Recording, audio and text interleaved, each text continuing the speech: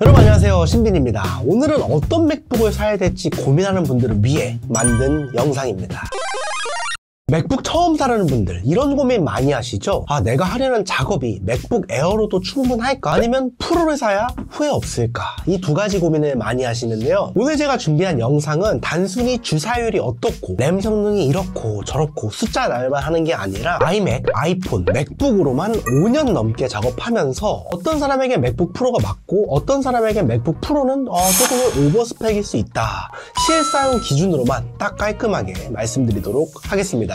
우리가 맥북을 구매하기 위해 공식 홈페이지에 들어가면은 처음부터 헷갈리는 문제에 직면하게 됩니다. CPU 몇 코어, GPU 몇 코어. 뭐 일단 높은 게 좋은 거라는 건 알겠는데 왜? 어떤 게 어떻게 좋은 건지 모르다 보니까 그냥 남들이 사라는 거 구매해서 오버스펙으로 돈 날리는 경우가 허다합니다. 저도 M1이 처음 나왔을 때 돈 날려서 일단 여러분들이 제 영상을 봐주시는데 손해는 보시면 안 되니까요. 제가 스펙에 대해서 정말 아주 쉽게 설명해 드리도록 하겠습니다. 첫 번째, CPU는 직원 숫자라고 보시면 돼요. 문서 작성, 인터넷. 여러분이 좋아하는 OTT 시청은 직원이 10명으로도 충분합니다. 대학생이라면은 단순하게 인강 듣기, OTT 시청, 직장인이라면 가끔 미팅 나가서 문서 정리하는 정도라면은 프로라인처럼 12명, 14명, 16명까지도 필요 없습니다. 오히려 그것은 오버인력이에요. 그 다음으로 여기 나와 있는 GPU 보이시죠? GPU는 쉽게 말하면은 미술 전문직 직원입니다. 그림, 영상, 3D 같은 시각적인 일을 전담하는 직원이라고 보시면 되는데요. 여러분이 평소에 간단한 컷 편집, 포토샵 사진 보정 정도라면은 GPU가 많이 필요하진 않습니다. 맥북 에어에 있는 10명의 GPU 직원이라도 충분히 가능합니다. 하지만 여러분이 맥북을 구매하는 목적이 장시간 포토샵, 영상 편집, 3D 작업이 주가되고 여러 창 띄워서 레이어 올려서 하는 작업이 필요하다면은 적어도 미술부 전문직 직원이 16명은 있어야 작업 처리 속도가 빨라지겠죠. 자, 그리고 세 번째로 SSD는 저장 창고라고 생각하시면 쉬운데요. 맥북을 켜게 되면 기본 맥OS와 앱 세팅만으로 약 80기가 이상이 차지되는데요. 즉 256기가 모델은 실사용 가능 용량이 약 170기가 정도에 불과하다는 이야기입니다. 요즘 아이폰 한 장 사진의 평균이 2에서 4MB, 4K는 1분 이상은 400MB 이상을 차지합니다. 즉 여행사진 몇 개, 영상 몇 개, 영상 프로젝트 몇 개만 해도 금세 가득 차게 되는데요. 그래서 저는 사진이나 영상을 자주 다룬다면 현실적으로 512기가부터 시작을 권장하지만요. 학생이나 직장인 분들 중에서 주로 작업하는 게 문서 위주의 다른 프로그램 정말 하나도 안 쓴다 한다면 256기가도 정말 가성비로서 괜찮다라고 생각이 됩니다. 자, 드디어 마지막으로 램입니다. 램은 여러분이 작업하는 책상이라고 보시면 되는데요. 책상이 작으면 동시에 펼쳐놓을 수 있는 작업이 한정적이죠. 16기가는 보통 크기의 책상이라고 생각하시면 됩니다. 문서 작업, 웹서핑, 간단한 편집, 포토샵, 대학생용 3D 작업까지는 책상 위에 필요한 도구들을 올려놓고 무리 없이 작업할 수 있습니다. 하지만요, 포토샵, 프리미어 프로, 크롬 탭을 동시에 여러 개를 펼치면은 책상 위가 금세 꽉 차서 버벅임이 생기겠죠. 24기가 이상은 특대형 책상이라고 보시면 될 것 같습니다. 책상 위에 두꺼운 책 여러 권, 큰 도화지, 장비를 한꺼번에 올려도 여유가 있어서 4K 편집이나 레이어를 수십 개 쌓을 수 있고 멀티 작업까지 버틸 수가 있죠. 즉 책상, 램 크기가 넓을수록 동시에 더 많은 걸 펼쳐놓고 쾌적하게 작업할 수 있다라고 보시면 됩니다. 자, 여기까지 CPU, GPU, SSD, 램에 대해서 정리해보니까 나에게 어떤 게 필요한지 어느 정도 정리가 되셨나요? 그래서 이 영상을 보시는 분들은 어떤 걸 구매해야 될까? 저의 경험부터 먼저 공유드리면은 저는 영상 크리에이터가 본업입니다. 영상 기획, 제작으로 밥 벌어먹고 살고 있는데요. 채널도 여러 개를 운영하고 있는 입장에서 프리미어 프로는 기본이고 포토샵이나 에펙 등등 다양한 프로그램들을 다루고 있습니다. 그런데 애플 성능 자체가 워낙 뛰어나다 보니까 지금도 쓰고 있는 아이맥 램 16기가에 SSD 512로도 웬만한 작업들은 다 해냈습니다. 컷 편집, 자막, 쇼폼 제작 이런 작업들은 4년이 지난 지금도 문제가 없이 잘 돌아가고 있고요. 그런데 이제 외부에 나가서 제가 작업도 많이 필요하게 되었고 해외 출장이 겹칠 때가 종종 있어가지고 여기에 램을 추가하면 작업 환경이 많이 달라질까? 궁금해서 M4 16인치 24기가를 구매해보았습니다. 펜이 돌아가면서 장시간 작업에도 성능이 안정적으로 유지가 되었고 제가 이것들을 보면서 진짜 체급 차이는 진짜 무시를 못하는구나 라고 요즘 많이 느끼고 있습니다. 하지만 이건 저의 상황일 뿐이고 여러분은 또 다른 상황일 수도 있습니다. 그래서 지금부터는 대학생이라면, 직장인이라면, 아니면 맥북 입문자라면 여러 가지 상황에 대입해서 어떤 조합이 딱 맞는지 제가 알려드리도록 하겠습니다.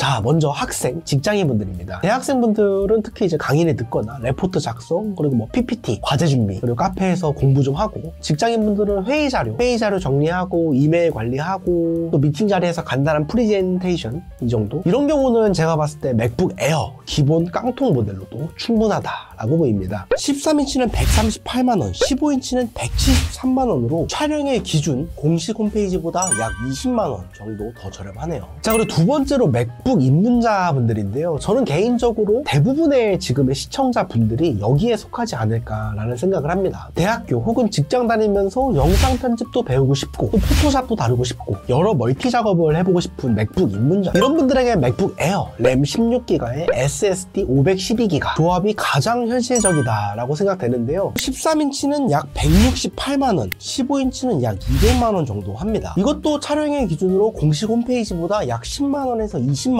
정도 더 저렴하게 측정되어 있습니다. 그래서 제가 봤을 땐 가격도 이 정도면은 가성비 좋게 이번에 구매해서 약 5년 정도는 쓸 수 있지 않을까라는 생각을 합니다. 그런데 이쯤에서 그걸로도 충분히 다 가능할까요? 라는 생각을 하실 수 있는데, 제가 직접 iMac M1 16기가 램에서 버텨본 경험상 여러분의 시작 단계에서 할 수 있는 웬만한 작업들은 다 할 수 있다라고 생각됩니다. 그래서 저는 에어 16기가, 512기가 조합이 입문자 여러분에게는 최적의 가성비 균형점이라 생각됩니다. 자, 그리고 세 번째로 프리랜서 분들이나 업무용으로 사용하는 저 같은 분들이죠. 이번 주에 속하신다라면은 저는 과감하게 프로 라인을 추천드리고 그냥 에어는 쳐다보지도 않는 게 있지 않나라고 생각을 합니다. 그 이유는요, 여러분이 단순히 취미나 뭐 부업이 아니라 이걸로 밥벌이를 해야 하고 앞으로 실력을 쌓아서 몸값을 올려야 되는 분들이라면은 적어도 노트북 성능이 부족해서 발목을 붙잡힐 일이 없어야 하기 때문인데요. 램의 경우는 본인이 다루는 프로그램이나 작업 스타일에 따라 달라지겠지만은 저는 최소 24기가 이상은 필요하다라고 생각을 합니다. SSD 용량 선택 같은 경우는 저 같은 경우는 4K 영상 작업이 많지도 않고 완성된 파일은 바로 외장하드에 백업하는 업무 스타일이라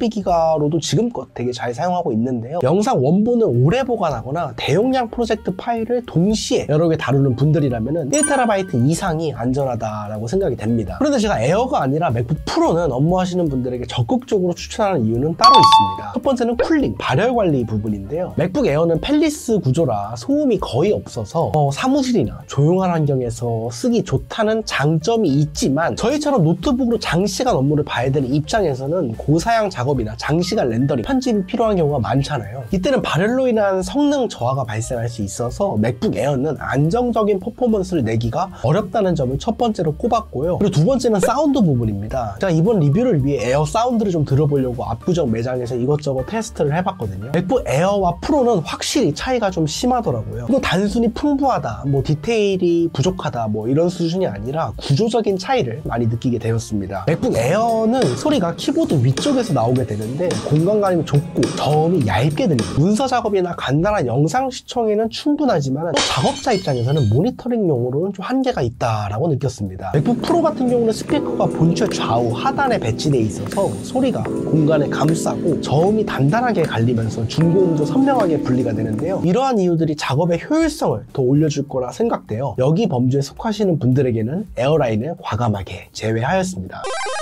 지금까지의 이야기를 정리하면 학생, 직장인, 문서, 인강이나 기본 작업 위주라면 맥북 에어 13인치나 15인치 SSD 256으로도 충분합니다. 맥 인물러 영상 편집이나 포토샵, 멀티 작업을 해보고 싶다라면 맥북 에어 13에서 15인치 램 16기가 SSD 512기가 조합이 가장 합리적이다라고 생각됩니다. 그리고 프리랜서나 업무용 노트북이 필요하신 분들은 맥북 프로 14인치 이상에서 본인 작업 스타일에 맞춰서 램이나 SSD를 선택하시는 게 낫다 라고 생각됩니다.